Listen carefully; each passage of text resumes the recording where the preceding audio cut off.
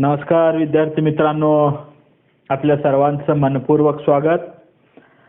आपण राष्ट्रीय उत्पन्न मोजण्याच्या पद्धतींचा आढावा घेत आहोत. त्यामध्ये आपण उत्पादन पद्धत अभ्यासलेली आहे. आज आपण उत्पन्न पद्धतीचा अभ्यास करणार आहोत. तर बघा, या पद्धतीमध्ये विभाजनावर लक्ष केंद्रित केलं जातं. राष्ट्रीय उत्पन्नाचं विभाजन विविध घटकांमध्ये कसं होतं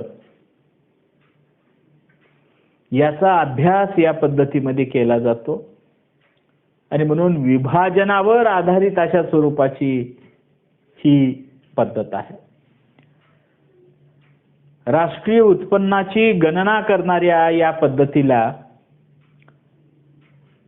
उत्पन्न पद्धती आणि घटक खर्चानुसार राष्ट्रीय उत्पन्न पद्धती असंही म्हणतात. तर या पद्धतीमध्ये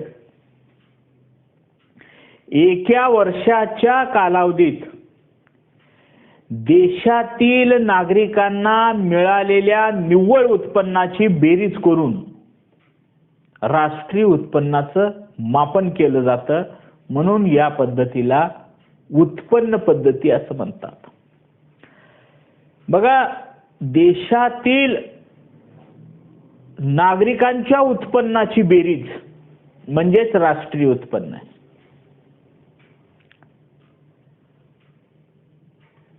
आता याच पद्धतीमध्ये बघा, वस्तू आणि सेवांचं जे उत्पादन होत असतं त्या उत्पादनाच्या कार्यामध्ये उत्पादन घटकांनी सहभाग नोंदवल्याबद्दल त्यांना खंड, वेतन, व्याज आणि नफा हे मोबदले दिले जातात. उत्पादन घटकांना अशा स्वरूपाचे हे जे मोबदले मिळालेले असतात त्या मोबदल्यांची बेरीज करून त्याचं मूल्य राष्ट्रीय उत्पन्नामध्ये गणलं जातं. म्हणजे उत्पादनाच्या घटकांची बेरीज करून ती राष्ट्रीय उत्पन्नामध्ये मोजलं जातं. म्हणून त्याला घटक खर्चानुसार राष्ट्रीय उत्पन्नाची पद्धती असंही म्हटलं जातं. तर अशा पद्धतीनं दोन्ही नावानं ही पद्धत ओळखली जाते. आता बघा, उत्पादन घटकांना जे मोबदले दिले जातात त्या मोबदल्यांची बेरीज करून जे उत्पन्न प्राप्त होतं ते उत्पन्न हे राष्ट्रीय उत्पन्न इतकं असतं. आणि अशा स्वरूपाचं उत्पन्न मोजलं जात असताना यातून हस्तांतरित देणी जी आहेत, हस्तांतरित उत्पन्न जे आहे ते वगळलं जातं.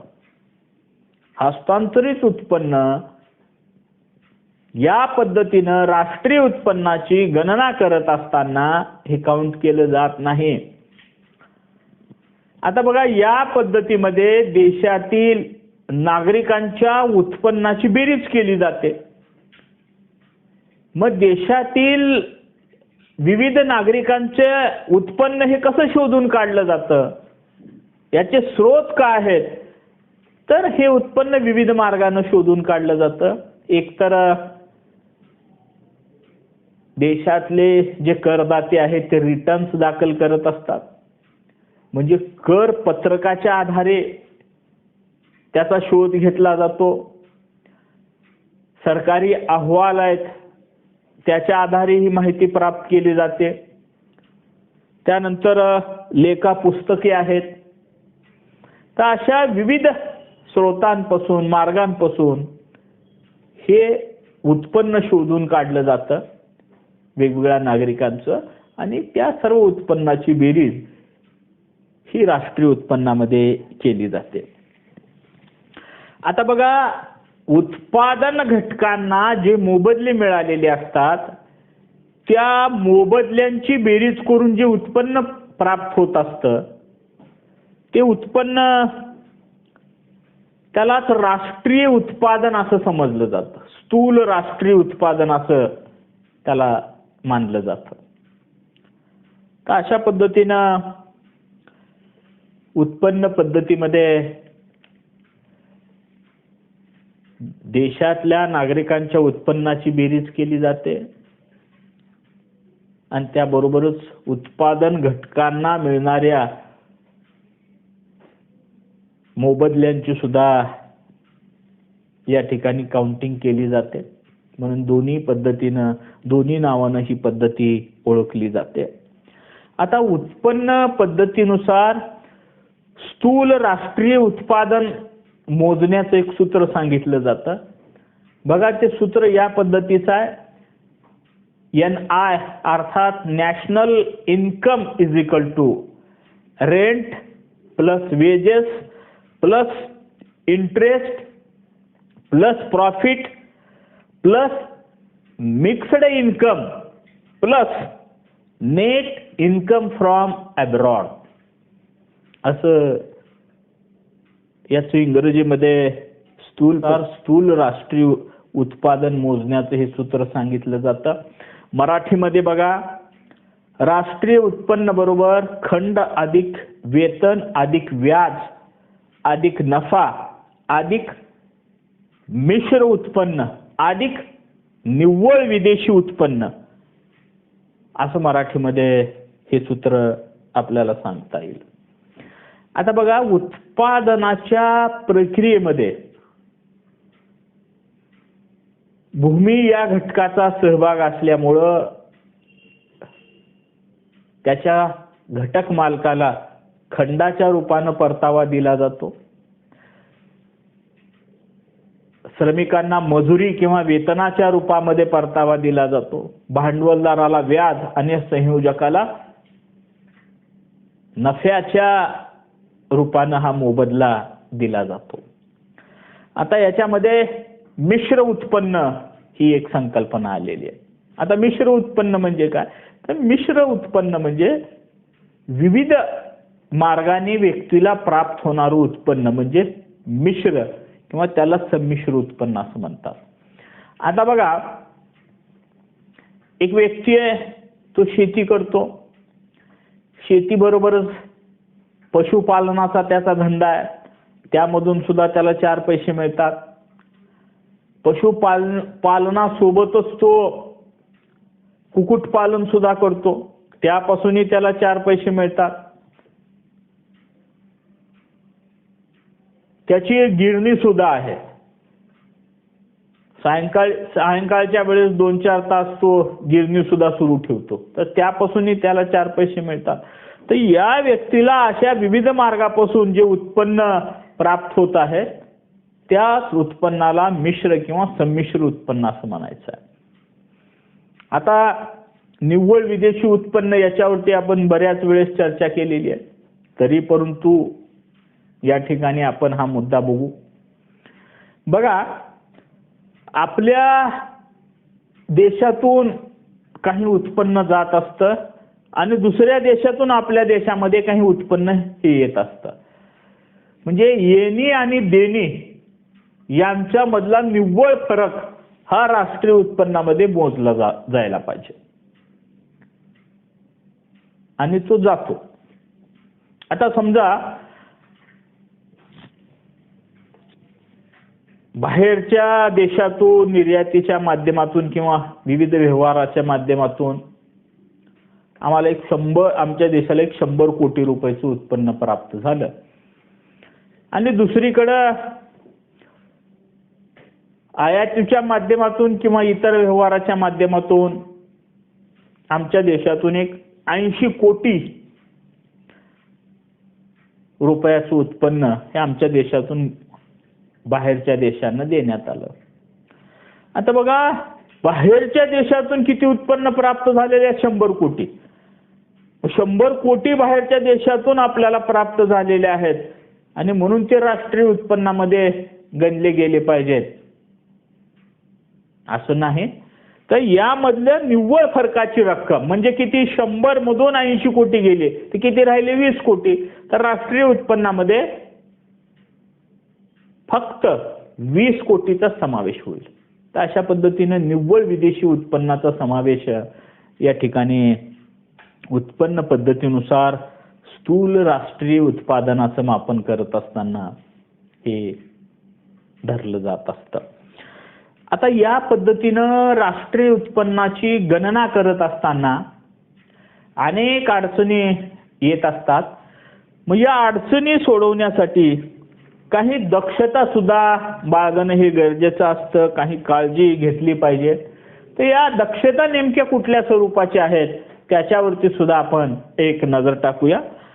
तर बघा, या पद्धतीनं राष्ट्रीय उत्पन्नाची गणना करत असताना हस्तांतरित उत्पन्न राष्ट्रीय उत्पन्नातून वजा करावं. हस्तांतरित उत्पन्न किंवा देणी हे राष्ट्रीय उत्पन्नातून वजा करावी.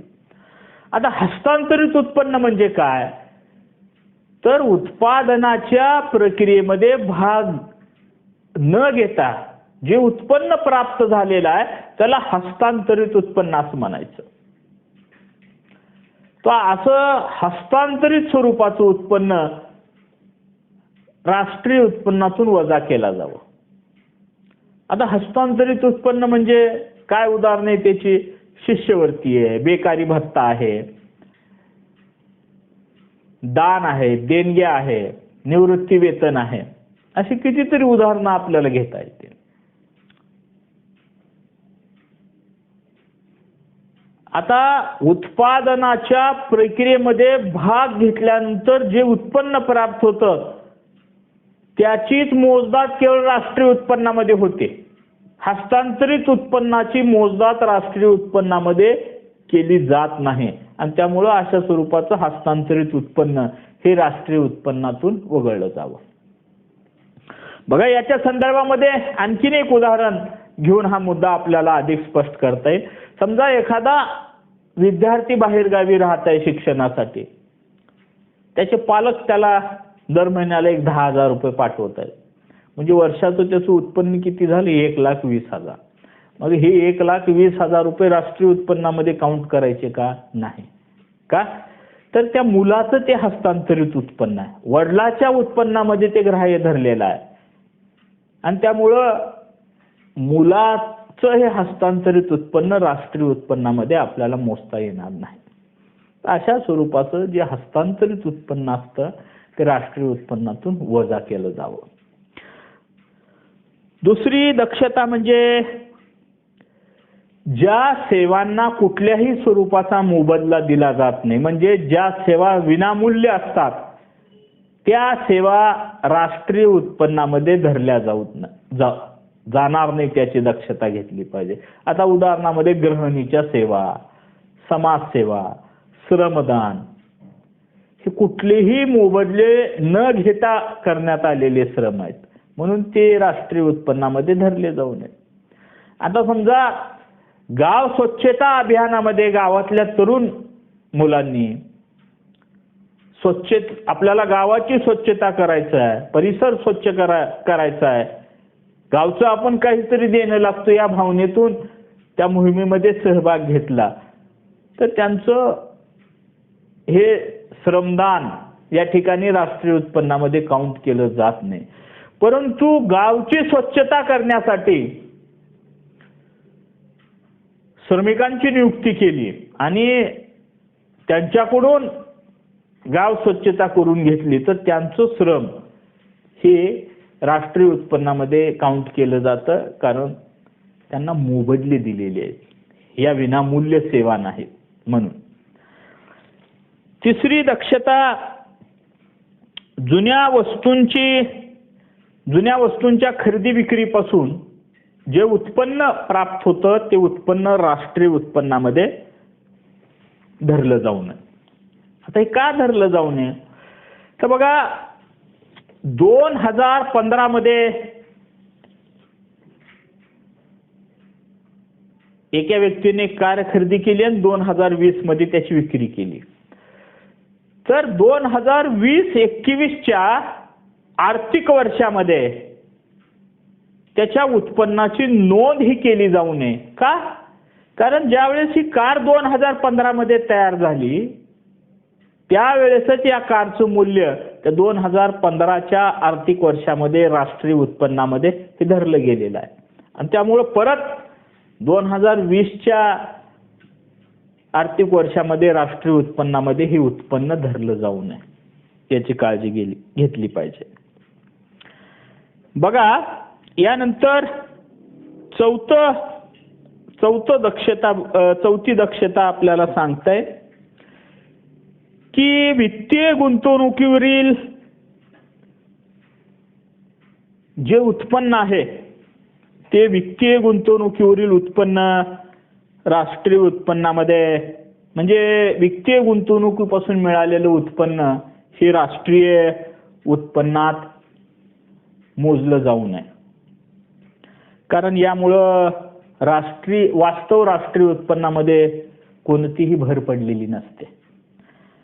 आता समजा 2010 मध्ये एक कंपनी उभा टाकत आहे आणि त्या कंपनीचे शेअर्स घेतले आणि ए नावाच्या व्यक्तीने घेतले आणि 2020 मध्ये बी ला ते शेअर्स त्यांनी विकले. तर या व्यवहारामध्ये जे काही उत्पन्न मिळालेले आहे खरेदी विक्रीपासून तर त्याचा समावेश राष्ट्रीय उत्पन्नामध्ये केला जाऊ नये. का?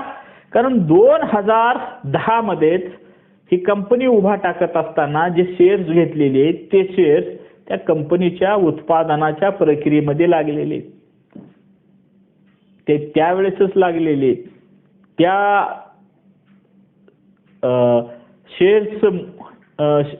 शेअर्सचं काउंटिंग त्यावेळेसच झालेलं. त्यामुळे ती कंपनी उभा टाकलेली आहे. आता काय झालेलं आहे 2020 मध्ये फक्त शेअरची मालकी बदललेली आहे, ए कडून बी ला मिळालेली आहे.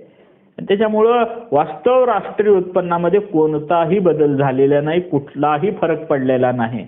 आणि त्याच्यामुळं शेअर्स असतील, रोखे असतील, कर्जरोखे असतील, अशा वित्तीय गुंतवणुकीवरील उत्पन्नापासून वित्तीय गुंतवणुकीपासून जे उत्पन्न मिळालेलं असतं ते उत्पन्न राष्ट्रीय उत्पन्नामध्ये धरलं जाऊ नये याची दक्षता ही घेतली गेली पाहिजे.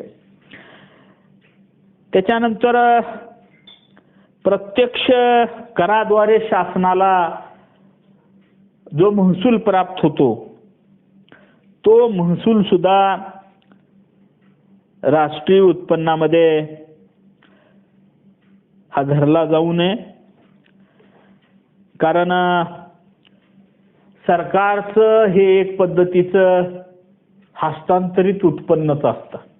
आता बघा, समजा आपण एक उदाहरण घेऊया. समजा एका व्यक्तीला 10 लाख रुपये उत्पन्न आहे आणि त्यामुळे त्याला एक 10% त्याच्या उत्पन्नावरती कर त्याला बसवण्यात आला आणि तो भरत आहे. तर आता उत्पन्न कुणाचं आहे? त्या व्यक्तीचं आहे. तो 10 लाख रुपये उत्पन्न त्याचं असल्यामुळं त्यापैकी 10% सरकारला कराच्या रूपानं देत आहे. तर सरकारच्या दृष्टिकोनातून हे सरकारचं हस्तांतरित उत्पन्नच आहे. आणि त्यामुळं प्रत्यक्ष कराच्या रूपानं सरकारकडं जो महसूल जमा झालेला आहे तर त्या महसुलाचा समावेश राष्ट्रीय उत्पन्नामध्ये केला जाणार नाही याची काळजी ही घेतली गेली पाहिजे. यानंतर उद्योग संस्थेचा वितरित न झालेला किंवा न वाटलेला नफा, शासकीय मालमत्तेपासून मिळणारं उत्पन्न, पाणी पुरवठा यासारख्या उपक्रमापासून मिळणारा नफा हा राष्ट्रीय उत्पन्नामध्ये मोजला जावा. कारण चालू वर्षाच्या राष्ट्रीय उत्पादनातून हा नफा मिळालेला आहे आणि त्यामुळं तो त्या आर्थिक वर्षामध्ये त्या राष्ट्रीय उत्पन्नामध्ये हे आर्थिक व्यवहार ही गणले जावेत. आणि शेवटचं म्हणजे स्वयं उपभोगासाठी वापरलेल्या वस्तूंचं मूल्य आणि स्वतःच्या मालकीच्या घराचे मूल्य राष्ट्रीय उत्पन्नामध्ये हे मोजावे. बघा, स्वयं उपभोगासाठी वापरलेलं किंवा स्वतःच्या मालकीचं घर, दुकान असलेलं, तर हे राष्ट्रीय उत्पन्नामध्ये धरलं जावं. आता समजा, आता बरेचसे व्यापारी भाड्यानं दुकान घेतात, दरवर्षी ते भाडं देतात. पण काही व्यापाऱ्यांची स्वतःची दुकानं असतात. आता स्वतःची दुकानं असल्यामुळे त्यांना भाडं द्यावं लागत नाही, त्यामुळं तेवढं त्यांचं उत्पन्न हे वाढत असतं.